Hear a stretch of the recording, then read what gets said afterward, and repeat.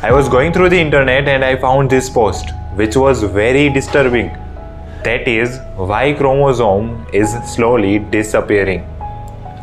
So I decided to take a deeper dive into this topic and what I found was literally shocking.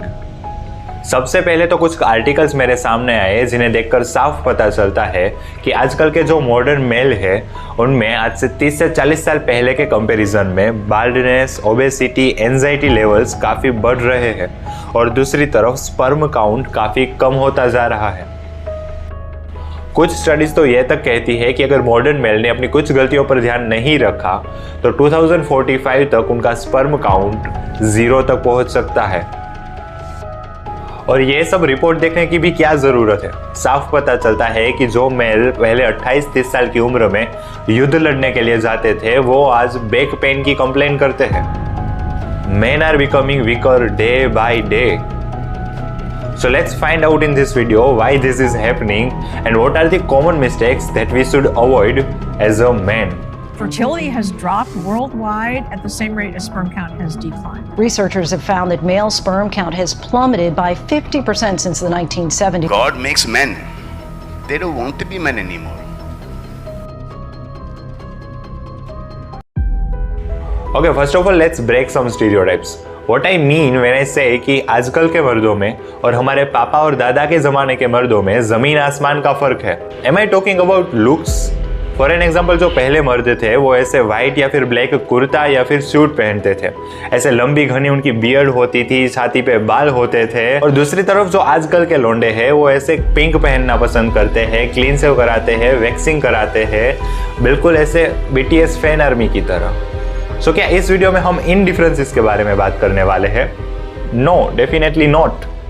Because I strongly believe that manliness has nothing to do with how you dress, how you look, what is your age. All these things just don't matter at all. For an example, imagine करो कि एक लड़का है 16-17 साल का जिसकी अभी तक बियर्ड भी नहीं आई। उसने पिंक कलर का शर्ट पहना है और मान लो पिंक कलर की पैंट भी पहनी है और वो ऐसे रास्ते पे चल रहा है। अब वो क्या देखता है कि एक छोटी सी बच्ची रास्ते में चल रही है और वो गिर जाती है और सामने से एक ट्रक आ रहा है। Now in this moment if ये लड़का without even a second thought अपनी जान की परवाह किए बिना उस लड़की को बचाने के लिए दौड़ जाता है तो in my opinion he is a man. No matter how he is dressed, no matter what is his age, he is a man.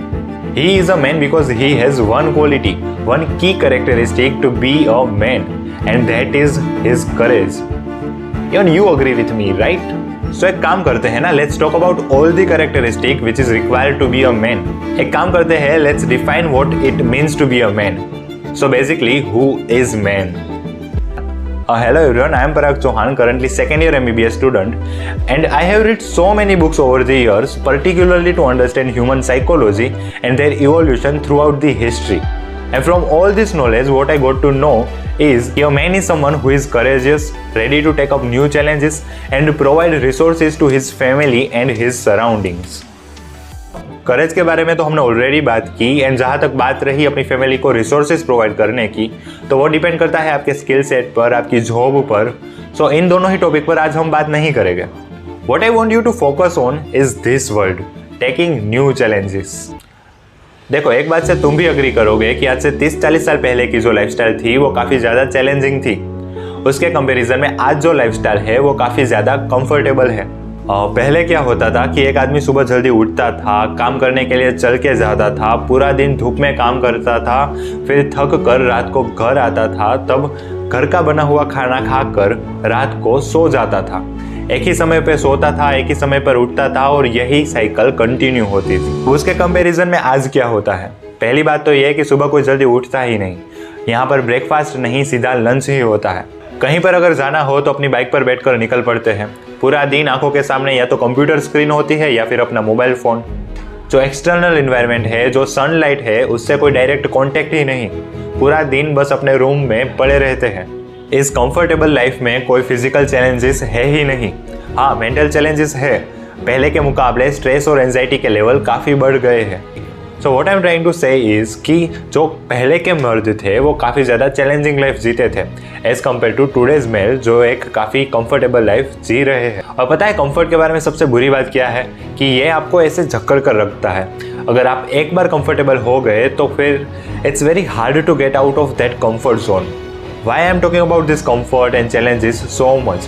Because inability of today's male to take up new challenges is directly affecting one big thing, and that is their testosterone levels. First of all, what is testosterone? It is a male sexual hormone जिससे एक mail के अंदर muscle mass, sexual drive, beard, sperm production, fertility, bone density, ये सारी चीज़ें regulate होती है. So you need good testosterone level in order to have perfectly balanced all the manly features. 2007 में एक स्टडी हुई थी जिसके अकॉर्डिंग 1980s से हर साल मेल के अंदर टेस्टोस्टेरोन लेवल में 1% की गिरावट आ रही है और इसका डायरेक्ट इम्पैक्ट आ रहा है इन सारी चीज़ों पे. फॉर एन एग्जाम्पल 2010 में हुई एक स्टडी के मुताबिक मेल के अंदर जो ग्रिपिंग पावर है वो लगातार कम हो रही है. 1985 में जो 117 पाउंड्स थी वो आज घटकर सिर्फ 98 पाउंड्स ही हो चुकी है.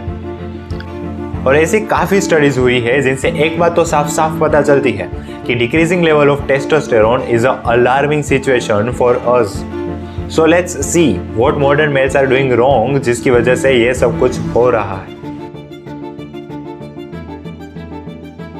So first and foremost thing is obesity. Obesity को हम मेजर करते हैं BMI के थ्रू, एंड ये जो आपका BMI है उसमें 4 से 5 पॉइंट बढ़ जाते हैं तो आपका T लेवल गिरकर आपकी उम्र से 10 साल बड़े मेल के लेवल जितना हो जाता है. एंड अगर आपको टीनेज में ही ओबेसिटी आ गई है तो आपका टेस्टोस्टेरोन 50% तक गिर सकता है.